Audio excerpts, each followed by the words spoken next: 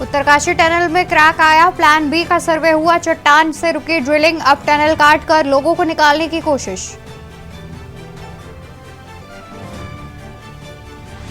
Uttarkashi tunnel की drilling में चट्टान बनी मुसीबत, देहरादून पहुंच गई नई ऑगर्स मशीन, 40 मजदूर 131 घंटे से फंसे, 2 की तबीयत बिगड़ी। आज शीतकाल के लिए बंद हो जाएंगे बद्रीनाथ धाम के कपाट, 4 धाम यात्रा का होगा समापन।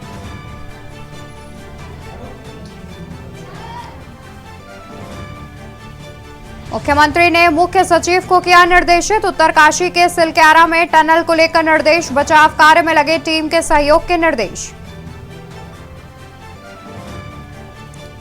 सीएम धामी ने अधिकारियों से की अपील, अधिकारी अपनी पहली पोस्टिंग वाला स्टेशन लेंगे गोद, नामी हस्तियों के लिए आतिथ्य इंतजाम का दिया सुझाव। खुल गए राजाजी पार्क के गेट, पर्यटक राजाजी टाइगर रिजर्व पार्क में कर सकेंगे सफारी, लेपर्ड और टाइगर के होंगे दीदार। आप देख रहे हैं के न्यूज, खबरों का सारथी। नमस्कार, मैं हूं आपके साथ अवंतिका अवस्थी। बात करेंगे उत्तराखंड खबरों पर। खबर आपको उत्तरकाशी से बता दें, जहां पर सिलक्यारा सुरंग में 40 नहीं 41 श्रमिक फंसे हुए हैं। 7 दिन बाद इस बात की जानकारी मिली है। टनल में 40 नहीं 41 मजदूर फंसे हैं। 7 दिन बाद इस बात की जानकारी मिली है। NHIDCL निर्माण कंपनी की बड़ी लापरवाही सामने आई है। 41वें श्रमिक की पहचान बिहार मुजफ्फरपुर निवासी। नॉर्वे से भी कुछ विशेषज्ञ उत्तरकाशी पहुंचे। नॉर्वे से भी कुछ विशेषज्ञ उत्तरकाशी पहुंचे हुए हैं। ऑस्ट्रेलिया की कंसल्टेंसी कंपनी के विशेषज्ञ भी पहुंचे। इंदौर से एयरलिफ्ट कर मंगवाई गई मशीन। खबर उत्तरकाशी से, जहां पर सिलक्यारा सुरंग में 40 नहीं 41 मजदूर फंसे हैं। इस बात की जानकारी 7 दिन बाद मिली है। NHIDCL निर्माण कंपनी की बड़ी लापरवाही आई सामने। इसी खबर पर तमाम जानकारी के लिए हमारे साथ संवाददाता अनिल रावत जुड़े हुए हैं। अनिल, देखा जाए तो 40 मजदूरों के फंसे होने की सूचना अभी तक मिल रही थी और उसमें 41वें मजदूर की भी बात सामने आ रही है, जो कि बिहार का बताया जा रहा है। जी बिल्कुल बता दूं, जो टनल की जो यहाँ दुखद घटना कह सकते हैं इसको, इसमें जो है पहले जो है बात आ रही थी, सामने 40 मजदूरों की बात आ रही थी, लेकिन कहीं ना कहीं जो है अब ये बात सामने आ रही कि इसमें एक मजदूर जो है बिहार का बताया जा रहा है। वो यानी कि बात करें टोटल जो बात करें वो 41 लोग इस टनल में अभी फंसे हुए हैं। जी, देखा जाए तो ये एक बड़ी लापरवाही भी सामने आ रही है, क्योंकि अभी तक गिनती सिर्फ 40 मजदूरों की सामने आई थी। बिल्कुल बात करें कहीं ना कहीं जो निर्माण जो कंपनी है उसमें जो है कहीं ना कहीं बिल्कुल साफ तौर पे ये कहना सही होगा कि जो कहीं ना कहीं जो है जो कंपनी है निर्माण कंपनी तमाम जो उनकी जो है अब जो है लापरवाही सामने नजर आ रही है। जी बिल्कुल, विशेष तौर पर देखा जाए तो ये कंपनी की लापरवाही सामने आ रही है। वहीं देखा जाए तो टनल के रेस्क्यू कार्य से नॉर्वे की टीम भी पहुंची हुई है, साथ ही ऑस्ट्रेलिया से भी कंसल्टेंसी टीम पहुंची हुई है। तो इस बारे में क्या जानकारी है? जी बिल्कुल, बात करें जो तमाम जो एजेंसियां हैं, जो विशेषज्ञ भी इसमें जो है तमाम विशेषज्ञ जो है आ रहे हैं, बिल्कुल लगातार जो है अपनी मॉनिटरिंग भी कर रहे हैं। और बात करें अभी जो तत्काल की बात करें, इसमें जो है पीएमओ कार्यालय से जो है जो वहाँ के उप सचिव हैं मंगलेश घेंडियाल हैं, वो भी जो है घटनास्थल पे पहुंच गए हैं और तमाम जो अधिकारियों से जो है टनल के बारे में विस्तार से जानकारी ले रहे हैं और आगे की दिशा निर्देश बिल्कुल जो है तैयार कर रहे हैं। जी बिल्कुल, देखा जाए तो लगभग कितना समय और लग सकता है मजदूरों को बचाने में? बात करें समय की बात करें तो इसमें अभी कहना बिल्कुल आसान नहीं होगा, क्योंकि अभी जो है इसमें जो है 22 मीटर जो है जो पाइप बिछाए गए थे, इसमें अभी 7 दिन का वक्त लग गया है। ये कहना बड़ा मुश्किल होगा कि अभी इसमें कितना वक्त लगेगा, क्योंकि अभी उसमें कहीं ना कहीं अड़चने भी आ रही हैं। जी बिल्कुल अनिल, बहुत शुक्रिया आपका तमाम जानकारी हमारे दर्शकों तक पहुंचाने के लिए। तो आपको बता दें कि लगभग अभी कितना समय लग सकता है मजदूरों को बचाने के लिए, ये कह पाना थोड़ा मुश्किल नजर आ रहा है। वहीं बात करें अगर रेस्क्यू टीमों की तो लगातार एनडीआरएफ, एसडीआरएफ जुटी हुई है। वहीं नॉर्वे से भी एक टीम पहुंच गई है और ऑस्ट्रेलिया के भी कंसल्टेंसी टीम लगातार नजर बनाए हुए है। वहीं एक बड़ी लापरवाही भी सामने आ रही है, जहां पर अभी तक बीते 7-8 दिनों से यह अनुमान लगाया जा रहा था कि टनल में 40 मजदूर फंसे हैं। वहीं अब यह बात सामने आ रही है कि टनल में 40 नहीं बल्कि 41 मजदूर फंसे हुए हैं। एक मजदूर बिहार के मुजफ्फरपुर का बताया जा रहा है। तो लगातार रेस्क्यू अभियान चल रहा है। वहीं एक बड़ी अहम खबर भी सामने आई है, जहां मजदूर 40 नहीं बल्कि 41 फंसे हुए हैं। 7 दिन बाद इस बात की जानकारी निकलकर सामने आई है। NHIDCL निर्माण कंपनी की एक बड़ी लापरवाही बताई जा रही है, क्योंकि देखा जाए तो 41वें श्रमिक की पहचान बिहार के मुजफ्फरपुर निवासी के रूप में हुई है। यानी कि अब टनल में करीब 41 मजदूर फंसे हुए हैं। वहीं खबर उत्तरकाशी से और बता दें, जहां पर सिलक्यारा टनल रेस्क्यू में पीएमओ की टीम हुई है शामिल। पीएमओ के अधिकारी मौके पर पहुंचे। खबर उत्तरकाशी से, जहां पर सिलक्यारा टनल रेस्क्यू में पीएमओ की टीम हुई शामिल। पीएमओ के अधिकारी मौके पर पहुंचे, निरीक्षण किया। चारधाम प्रोजेक्ट के ओएसडी भास्कर खुलबे मौके पर मौजूद। पीएमओ के उप सचिव मंगेश घिडियाल ने निरीक्षण किया। पीएमओ के उप सचिव मंगेश घिडियाल ने निरीक्षण किया। टनल के ऊपर पहाड़ पर 4 पॉइंट तय किए गए हैं। टनल के अंदर और बाहर एक साथ की जाएगी ड्रिलिंग। पीएमओ के दिशा निर्देश पर चलेगा सिलक्यारा टनल का रेस्क्यू। खबर उत्तरकाशी से बता दें, जहां पर सिलक्यारा टनल रेस्क्यू में पीएमओ की टीम भी अब शामिल हो गई है। पीएमओ के अधिकारी मौके पर पहुंचे हुए हैं और स्थिति का निरीक्षण किया है। वहीं जानकारी के अनुसार चारधाम प्रोजेक्ट के ओएसडी भास्कर खुलबे मौके पर मौजूद हैं। पीएमओ के उप सचिव मंगेश घिडियाल ने निरीक्षण किया है। पीएमओ के उप सचिव मंगेश घिडियाल ने किया है मौके पर निरीक्षण। खबर डोईवाला से बता दें, जहां पर सतनाम ढाबे के पास सड़क हादसा। खड़े डंपर से टकराई ओमिनी वैन के उड़े पर खच्चे करीब 10 से 12 लोग घायल हो गए हैं। वहीं ड्राइवर की हालत नाजुक बताई जा रही है। पुलिस के साथ एसडीआरएफ और डोईवाला पुलिस सभी घायलों को स्थानीय लोगों ने हॉस्पिटल भेजा है। खड़े डंपर से टकराई ओमिनी वैन के उड़े पर खच्चे 10 से 12 लोग हुए घायल। ड्राइवर की हालत बताई जा रही है नाजुक। पुलिस के साथ एसडीआरएफ और डोईवाला पुलिस भी शामिल। सभी घायलों को स्थानीय लोगों ने भेजा हॉस्पिटल। पीलीभीत से देहरादून आ रही थी वैन। जिस वक्त यह हादसा हुआ, ड्राइवर की हालत अभी भी नाजुक बताई जा रही है।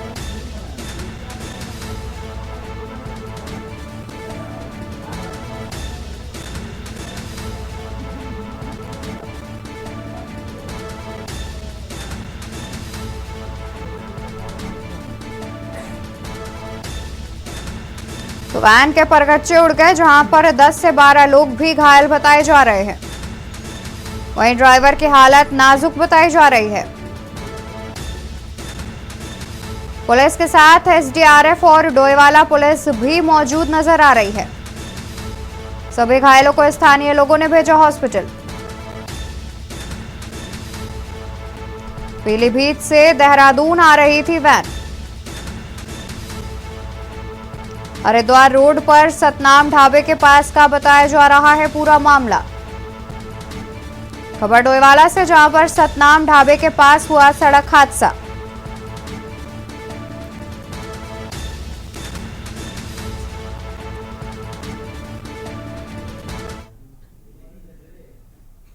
मुख्यमंत्री पुष्कर सिंह धामी ने शासकीय आवास पर अधिकारियों के साथ सिलक्यारा टनल हादसे की समीक्षा की। सीएम धामी ने टनल में फंसे श्रमिकों को सकुशल बाहर निकालने के लिए चलाए जा रहे बचाव कार्यों की समीक्षा की। इस दौरान रेस्क्यू ऑपरेशन में आ रही बाधाओं से निपटने के लिए हर आवश्यक कदम उठाए जाने के लिए अधिकारियों को निर्देशित किया। मुख्यमंत्री ने कहा कि प्रधानमंत्री नरेंद्र मोदी भी लगातार बचाव अभियान का अपडेट ले रहे हैं। ग्राउंड जीरो पर कार्य कर रही एजेंसियों को प्रदेश सरकार द्वारा हर संभव सहयोग दिया जा रहा है। टनल में फंसे सभी श्रमिकों को सकुशल बाहर निकालना सरकार की सर्वोच्च प्राथमिकता है और इस दिशा में तेजी से कार्य किए जा रहे हैं।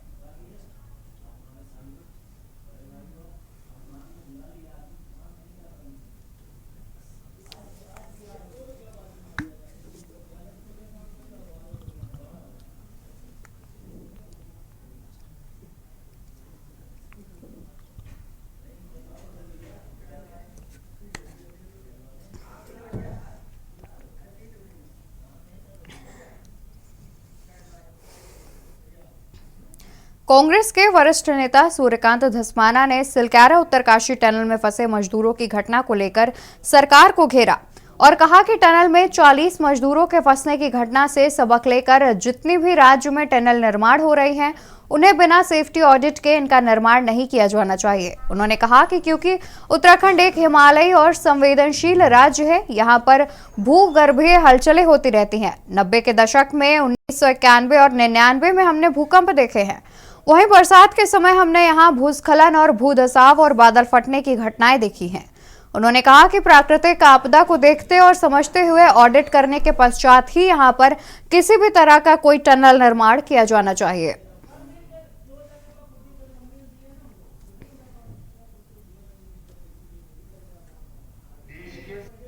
पूरे राज्य के अंदर जितनी सुरंगें खुदी हैं, जितनी खुद रही हैं, सुरक्षा ऑडिट के बिना कोई काम नहीं होना चाहिए। मध्य हिमालय का ये भूभाग बहुत फ्रेजाइल है, यहाँ पर भूगर्भीय हलचलें लगातार रहती हैं। 90 के दशक में हमने 91 में भी 99 में भी 2 भूकंप देखे हैं। हर साल बारिश के मौसम में हम यहाँ पर क्लाउड बर्स्ट की घटनाएं देखते हैं, भूस्खलन की घटनाएं देखते हैं, भूधसाव की घटनाएं देखते हैं, बाढ़ की घटनाएं देखते हैं। ये पूरा मध्य हिमालय का जो हिंदू आस्था के प्रमुख तीर्थ में विश्व प्रसिद्ध 4 धाम में प्रमुख धाम श्री बद्रीनाथ के कपाट आज शीतकाल के लिए बंद हो रहे हैं। आज ब्रह्म मुहूर्त से ही बद्रीनाथ धाम में श्रद्धालु बड़ी संख्या में बद्री विशाल के दर्शन करने के लिए देश विदेश के कोने कोने से बद्रीनाथ धाम पहुंचे। बद्रीनाथ धाम के कपाट आज दोपहर 3:33 के शुभ मुहूर्त पर शीतकाल के लिए बंद हो जाएंगे। धाम के कपाट बंद करने की प्रक्रिया के तहत चल रही पंच पूजाओं के क्रम में सुबह से ही खुशनुमा मौसम के बीच बद्रीनाथ मंदिर के गर्भगृह में महाभिषेक के साथ अन्य सभी दैनिक पूजाएं संपन्न होंगी। लगभग 1 बजे भगवान बद्री विशाल के इस वर्ष की अंतिम सायकालीन आरती, जिसके बाद कपाट बंद करने की अंतिम प्रक्रिया शुरू होगी। 3:33 पर शुभ मुहूर्त पर भगवान बद्री विशाल के कपाट शीतकाल के लिए बंद कर दिए जाएंगे।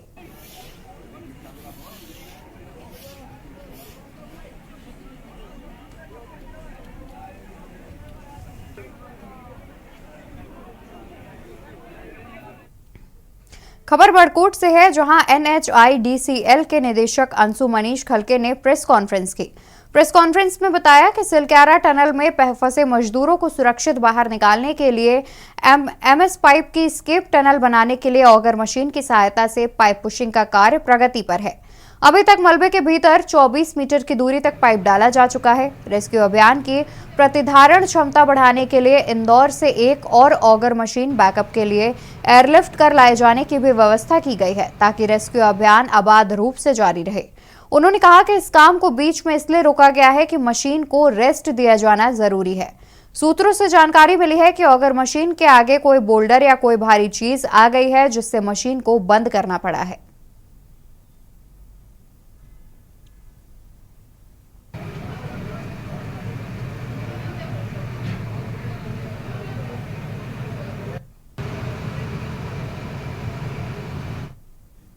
नैनीताल के ओखलकांडा ब्लॉक के छीड़ाखान रीठा साहिब मोटर मार्ग में एक भीषण सड़क हादसे में 9 लोगों की मौत हो गई, तो वहीं इस सड़क हादसे में 9 वर्षीय एक बच्चा गंभीर रूप से घायल हो गया, जिसका इलाज हल्द्वानी के सुशीला तिवारी हॉस्पिटल में चल रहा है। ऐसे में देर रात डीएम नैनीताल वंदना सिंह ने हॉस्पिटल जाकर बच्चे का हालचाल जाना। साथ ही हॉस्पिटल के प्राचार्य अरुण जोशी और डॉक्टरों की टीम के साथ उन्होंने काफी देर तक बातचीत की।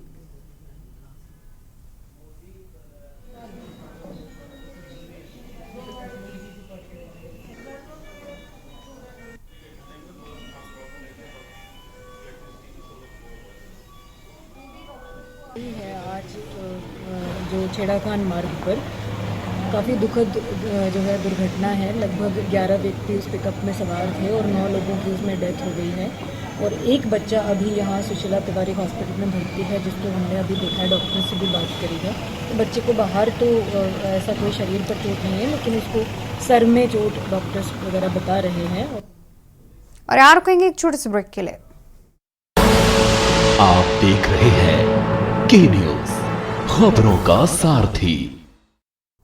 ब्रेक से वापस आ चुके हैं, रुक कर लेते हैं खबरों की ओर। खबर पौड़ी से बता दें, जहां पर तहसील क्षेत्र की एक महिला को ब्लैकमेल के चंगुल में फंसाकर लाखों रुपए के गहने गंवाने पड़े हैं। दरअसल 12 नवंबर को अपने ससुराल से लापता महिला की गुमशुदगी रिपोर्ट परिजनों ने दी थी। अभी प्रशासन द्वारा मामले की पड़ताल ही की जा रही थी कि लापता महिला अचानक अपने ससुराल वापस लौट आई। महिला ने बताया कि ब्लैकमेलर उसे उसके आपत्तिजनक वीडियो वायरल करने की धमकी दे रहे थे और इसके एवज में ही महिला से 4,50,000 रुपए की मांग की जा रही थी। महिला अपने कीमती गहने लेकर दिल्ली तक जा पहुंची, जहां एक ऑटो ड्राइवर को उसके कीमती गहने दे डाले और फिर उसे ससुराल वापस लौटने जाने के लिए कहा गया।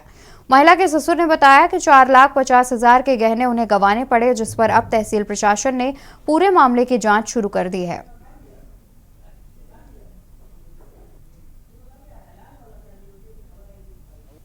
सर, मेरे पास एक नंबर से कॉल आई थी। सर, उसने मेरी वीडियो को की थी, वायरल करने की सोची थी। तो उसने कहा कि अगर तू पैसा नहीं देगी तो वीडियो वायरल कर दूंगा। तो सर, मैं घर से जेवरात लेके भाग गई डर के मारे। तो सर, मैं दिल्ली जाके पहुंची तो दिल्ली में भेजे मैंने, तो 50,000 रुपये मिले। 50,000 रुपये उसे भेजे तो उसने कहा कि अब तो घर चली जाओ।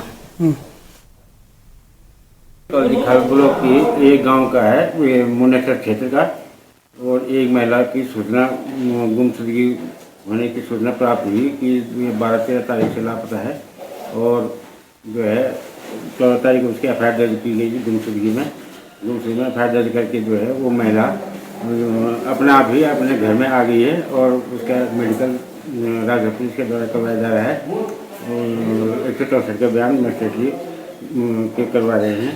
माननीय न्यायालय में उपस्थित है। रुड़की थाना परान कलियर क्षेत्र में भीषण सड़क हादसा हो गया। हादसे में 2 युवकों की मौके पर ही दर्दनाक मौत हो गई, जबकि एक युवक गंभीर रूप से घायल हो गया। सूचना पर पहुंचे पुलिस ने घायल युवक को सिविल अस्पताल में उपचार के लिए भर्ती कराया, साथ ही मृतकों के शवों को कब्जे में लेकर पोस्टमार्टम के लिए भेज दिया। आपको बता दें कि थाना बहादुराबाद क्षेत्र के मुलदासपुर माजरा गांव निवासी पोपिन पुत्र तलवाराम और विशाल पुत्र रामपाल बाइक पर सवार होकर कावड़ पटरी से जा रहे थे। इसी दौरान सामने की तरफ से आ रही बाइक आमने सामने से टकरा गई। हादसे में मौके पर दोनों युवकों की मौत हो गई, जबकि पोपिन गंभीर रूप से घायल हो गया। वहीं हादसे होने के बाद मौके पर राहगीरों की भारी भीड़ जमा हो गई। इसके बाद राहगीरों ने हादसे की सूचना पुलिस को दी। हमारे पास अभी एक 108 कोर कॉलेज से 3 युवक को लाया गया है, जिसमें ओपिन की हालत नाजुक है, जिसे हमने एमसीसी केस रेफर किया है। अन्य 2 युवक विशाल और तरुण, उनको मृत घोषित किया गया है और उन्हें हमने मोर्चरी में पोस्टमार्टम के लिए रखवा दिया गया है। ये हमें जो इन्फॉर्मेशन मिली, ये अपने छोटे भाई से मिलने के लिए आ रहा था रुड़की। तो रास्ते में आरसी कॉलेज पड़ा, वहाँ उसके पास एक्सीडेंट हुआ। इसका KTM बाइक थी इसके पास। क्या नाम है? उसका नाम है तरुण गिरी।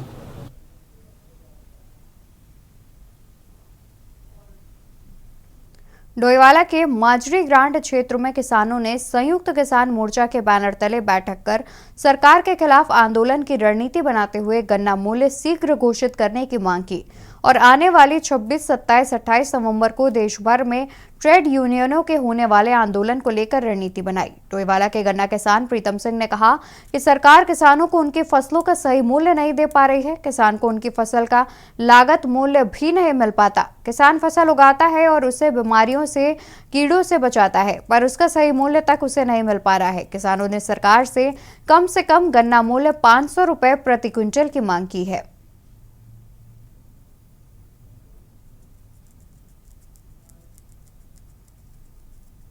किसान मोर्चे द्वारा एक किसानों की बैठक यहाँ पे बुलाई गई है, जो क्योंकि गन्ना जो मूल्य अब तक सरकार ने घोषित नहीं किया और बढ़ाया नहीं है, किसानों में आक्रोश है। किसान कई सालों से मांग कर रहे हैं और मैं समझता हूँ कई सालों की लगभग 4-5 साल से गन्ना मूल्य अभी बढ़ाया नहीं गया वर्तमान सरकार द्वारा। कम से कम 500 रुपये आज की डेट में होना चाहिए। जिस तरह से महंगाई हो गई है, डीजल बढ़ गया है, खाद्य बढ़ गए हैं, बीज की कीमतें बढ़ गई हैं, मजदूरी आपकी बहुत ज़्यादा बढ़ गई है। तो अगर हम किसानों को उचित मूल्य नहीं देंगे तो किस तरह से हम इस खेती को यहाँ पे इस क्षेत्र में बचा पाएंगे। हमारे को जो किसान लोग हैं, इसके फसल के बारे में कोई भी मतलब ना तो ध्यान है, ना ये फसल का ऋण देना चाहते हैं। और जो है कि मतलब ये किसान जो है बिल्कुल एक सरकार का हिती बंदा है, पर इसको सरकार नहीं चाहती। कितना होना चाहिए गन्ने का मूल्य? गन्ने का मूल्य 500, तो कम से कम 500, कम से कम। ज़्यादा से ज़्यादा तो उनकी अपनी इच्छा है, पर हमारी जो डिमांड है ना, 500 से कम नहीं होना चाहिए। खर्चा, लागत बहुत आती है, खर्चा बहुत है। जनपद उधम सिंह नगर में खटिमा के पीलीभीत रोड के पास से एक आरक्षित वन क्षेत्र में लकड़ी मंडी में 2 ट्रकों में अवैध रूप से लकड़ी सोख्ता भरे जाने की सूचना पर खटिमा वन रेंज अधिकारी महेश चंद जोशी द्वारा डिप्टी रेंजर जागेश्वर वर्मा के नेतृत्व में टीम गठित कर मौके पर पहुंचकर सोख्ता लकड़ी से भरे 2 ट्रकों को पकड़ लिया। वहीं प्राप्त जानकारी के अनुसार बिना रवाना के साइकिलों से लाकर एकत्रित की गई लकड़ी की ट्रकों में भरकर बाहर ले जाने की तैयारी की जा रही थी, जिसको वन विभाग ने कब्जे में ले लिया। वहीं इस पूरे मामले में वन विभाग के एसडीओ संचित वर्मा ने बताया कि विगत दिनों प्रकाष्ठ से भरे हुए 2 ट्रक पकड़े गए हैं। इस संबंध में अभी कार्रवाई चल रही है। प्रकाष्ठ के बारे में जांच की जा रही है। दोनों ट्रकों को वन विभाग कैंपस में खड़ा कर दिया गया है। जांच के बाद तथ्यों के आधार पर उचित कार्रवाई की जाएगी।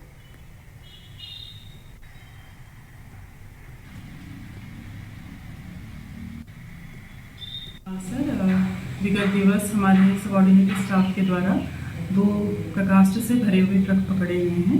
तो इस प्रकरण में अभी कार्रवाई चल रही है और जांच की जा रही है कि ये प्रकाष्ठ किस प्रकार का था। ट्रकों को अभी फिलहाल हमारे कैंपस में लाकर खड़ा किया गया है और वर्तमान में जांच जारी है। जैसी जांच पूरी होती है तो पृथक से अवगत करा दिया जाएगा।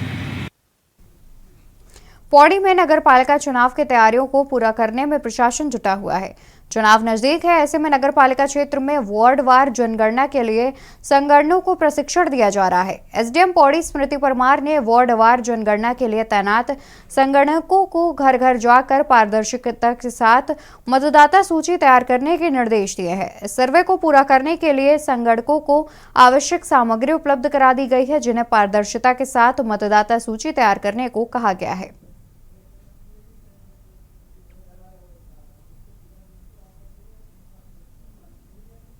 निकाय के जो चुनाव हैं उसके लिए सर्वे कार्य होना है, गणना होनी है वार्डवार।